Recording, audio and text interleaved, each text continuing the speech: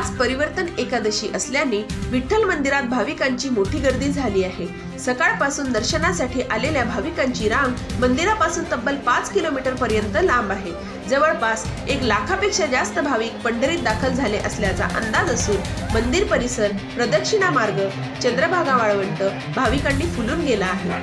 परिवर्तन एकादशीचे व्रत केल्याने पापांचा अंत होतो आणि मोक्ष प्राप्त होतो अशी श्रद्धा आहे आणि या श्रद्धेतून दरवर्षी लाखो भाविक पंढरपुरात दाखल होत असल्याने मंदिर समिती आणि प्रशासनाकडून भाविकांच्या सोयीसाठी योग्य ती व्यवस्था करण्यात आली आहे।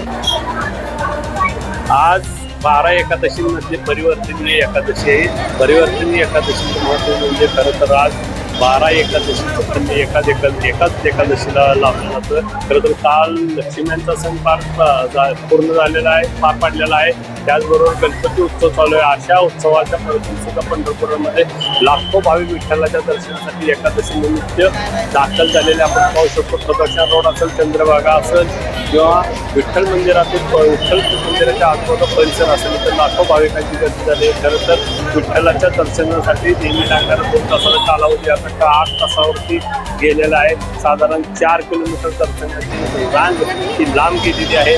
खरं तर पंढरपुरामध्ये विठ्ठलांच्या भक्तांनी अवघी पंढरी दुमदुमून निघालेली आहे।